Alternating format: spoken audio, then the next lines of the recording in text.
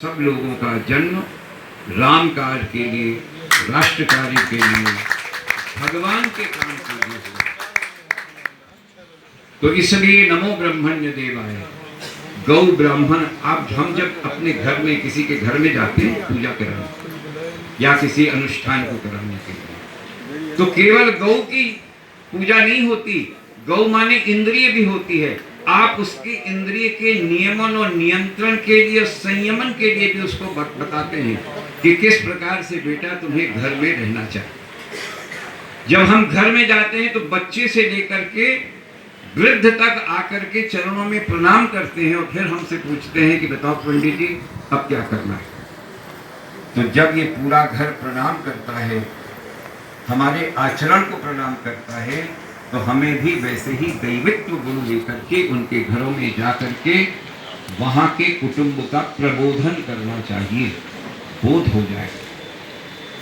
और इसलिए पंडित जी ने बता रहे थे कि अभी इन्होंने बताया कि हनुमान चालीसा करने के बाद उसको बीमारी नहीं हुई, तो शिक्षण का काम, कुटुंब के प्रबोधन का काम, सबसे बड़ा काम हमारा जो है, क्योंकि हम घर घर जाते हैं, एक एक घर में जाते हैं, लगभग 2-2, 3-3 घंटे रहते हैं, रहते या नहीं रहते, रहते हैं ना।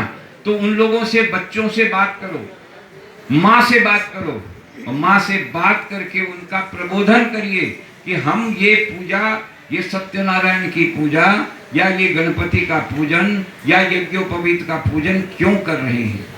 थोड़ी सी बात बता, भगवान गणपति के बारे में थोड़ी सी बात बता दीजिए, भगवान श्री हनुमान जी के बारे में बात बता दीजिए। सत्यनारायण की कथा कर रहे हैं तो सत्यनारायण की कथा का अंतिम उद्देश्य क्या है, इस बारे में बता दीजिए। और अगर बताएंगे और ठीक ढंग से अगर हम बता पाएंगे तो निश्चित रूप से किसी भी प्रकार की भगवान न आपको कमी रखेगा और न आपके यजमान को कमी रखेगा।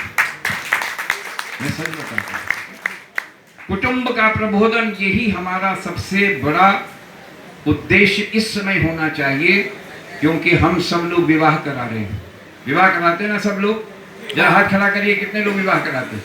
सब लोग विवाह कराते हैं। और कैसी दुर्दशा हो रही विवाह की आप सब जानते हैं, हो रही है नहीं हो रही है? सबसे ज्यादा दुर्दशा अगर किसी संस्कार की हो रही है तो विवाह संस्कार की है।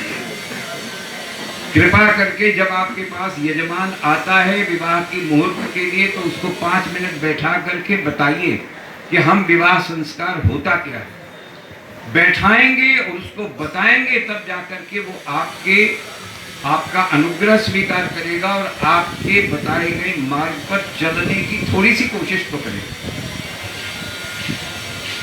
केवल और केवल विवाह संस्कार के अंदर जो फोटोग्राफर होता है, जो वीडियोग्राफर होता है, उसकी चलती, हमारी नहीं चलती।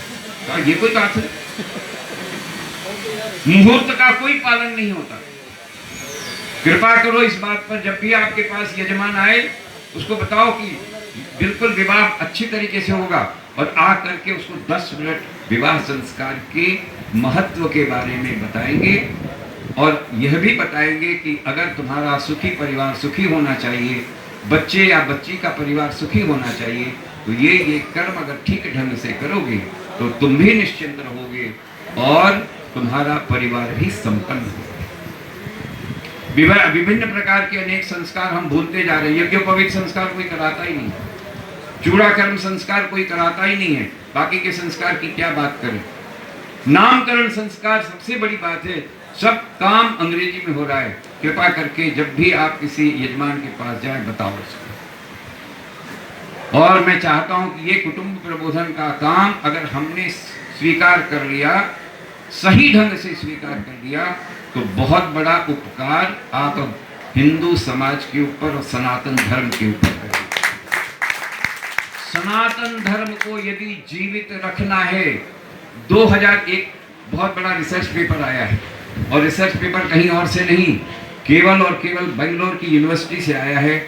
2032 तक, 2032 यदि हम सब लोग सचेत नहीं हुए, जागृत नहीं हुए, 2032 के तक या उसके बाद जो संस्कार आप कराते हैं, ये कथा है, ये प्रवचन है, ये यज्ञ है, ये विवाह संस्कार आदि हैं इत्यादि सब खत्म हो जाएगा।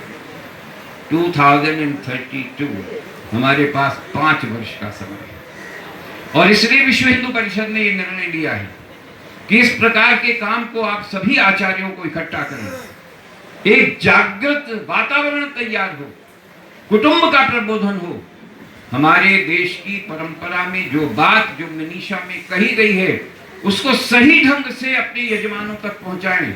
सब अंग्रेजी पढ़ करके अंग्रेज हो रहे हैं, इसलिए अगर अपनी बातों को ठीक ढंग से पहुंचाना है तो ठीक ढंग से पहुंचाने के लिए पहले यजमान से अपने अनुष्ठान के लिए अच्छी तरीके से बात करिए और मैं समझता हूं भगवान आप पर कृपा करेंगे। दक्षिणा की कोई कमी नहीं है, भगवान कृपा करेंगे।